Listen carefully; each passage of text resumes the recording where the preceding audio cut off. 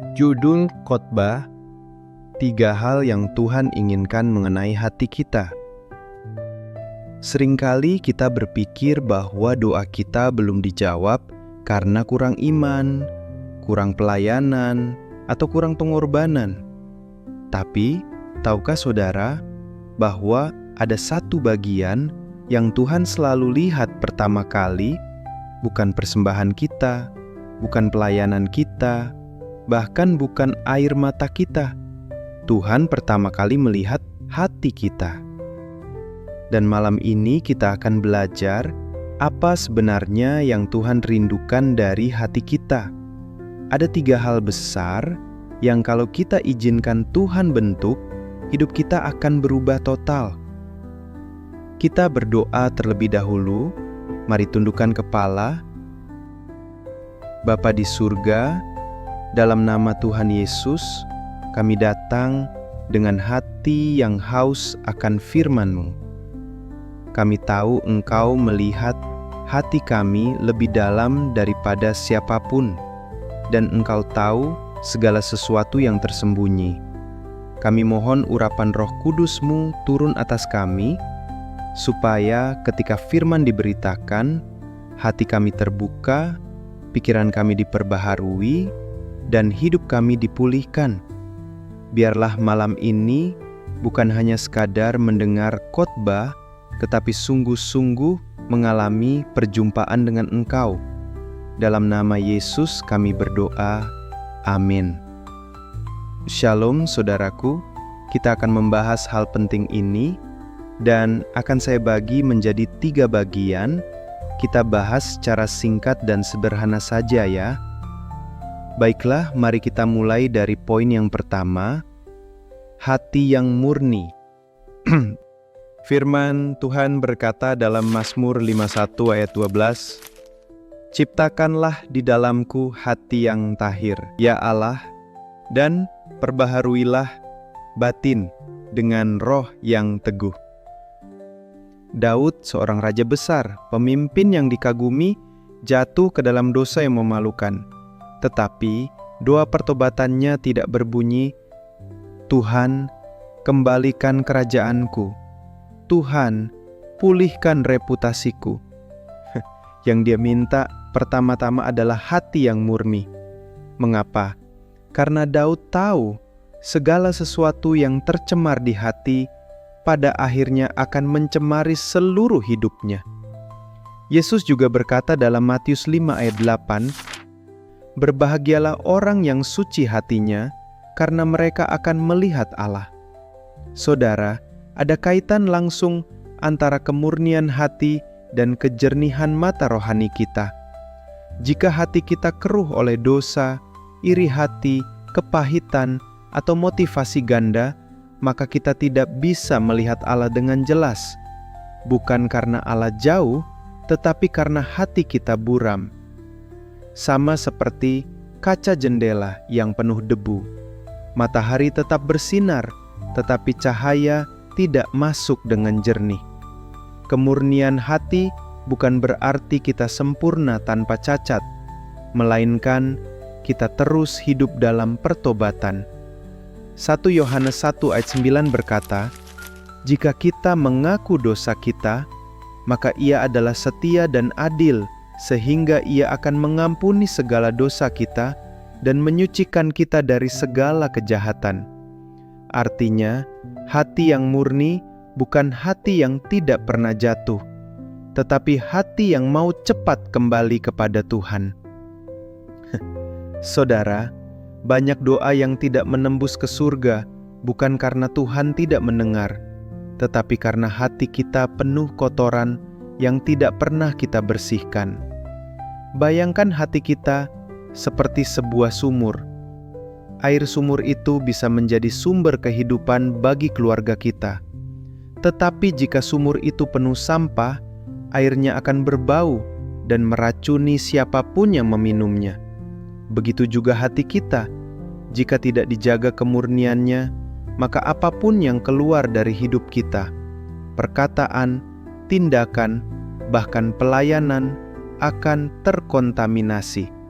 Itulah sebabnya Amsal 4 ayat 23 berkata, "Jagalah hatimu dengan segala kewaspadaan, karena dari situlah terpancar kehidupan." Tuhan ingin hati kita murni, bukan hanya di depan manusia, tetapi juga di ruang-ruang tersembunyi. Kita bisa menipu orang lain dengan wajah yang manis, senyum yang ramah, pelayanan yang rajin, tetapi Tuhan tahu isi hati kita. Dan pada akhirnya, yang Tuhan hitung bukan apa yang orang lihat, tetapi apa yang ada di dalam hati. Karena itu saudara, setiap hari datanglah kepada Tuhan, berdoa seperti Daud, "Ciptakanlah di dalamku hati yang tahir, ya Allah." Kita lanjut ke poin kedua, yaitu hati yang lembut dan taat.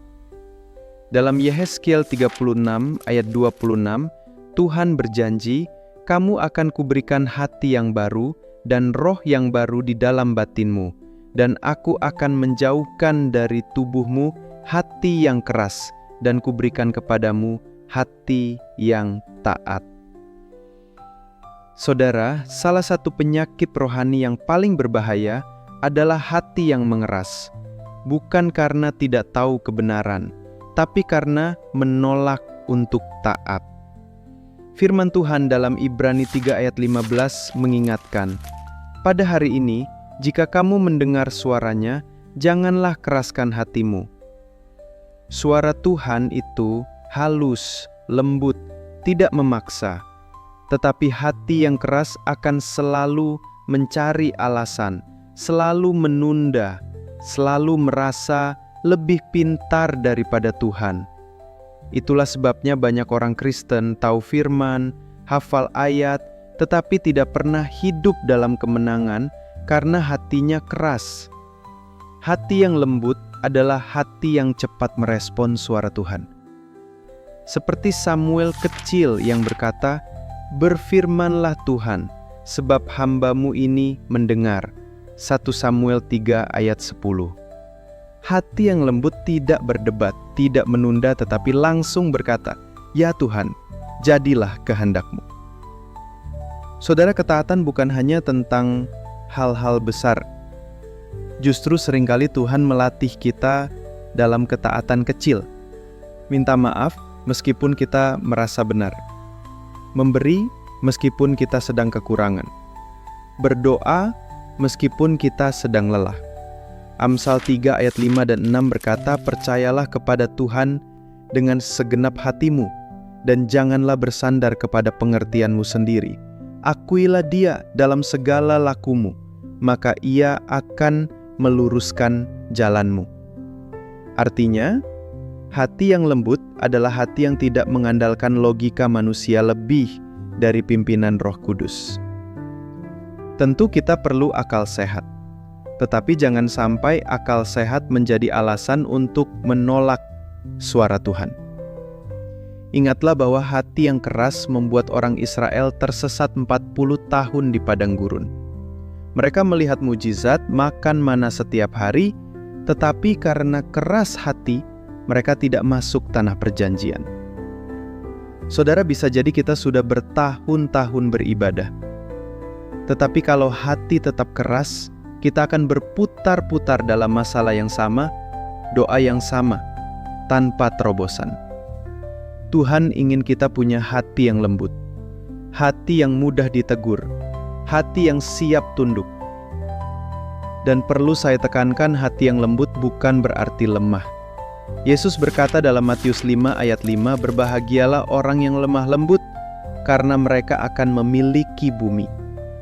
Lemah lembut adalah kekuatan yang terkendali. Orang yang lembut hatinya justru orang yang kuat, karena dia tidak dikuasai oleh amarah atau ego, tetapi dipimpin oleh Roh Kudus.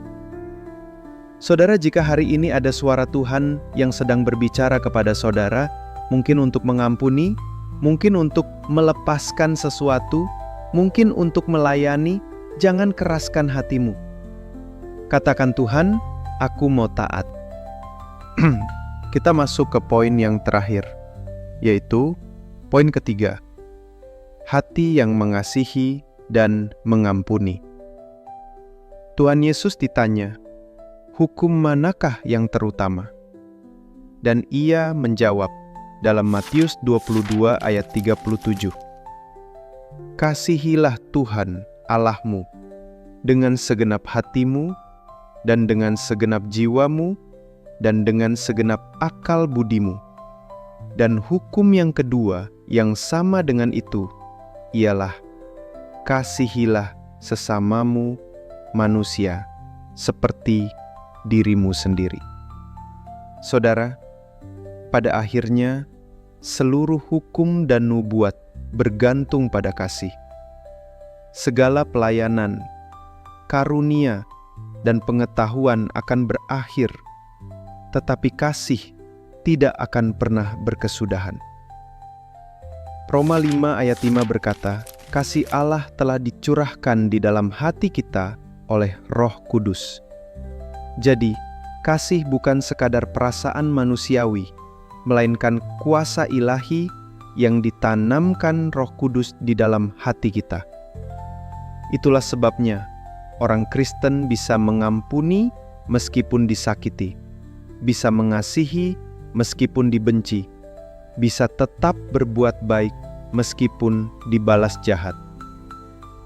Efesus 4 ayat 32 berkata, hendaklah kamu ramah seorang terhadap yang lain, penuh kasih mesra dan saling mengampuni, sebagaimana Allah di dalam Kristus telah mengampuni kamu.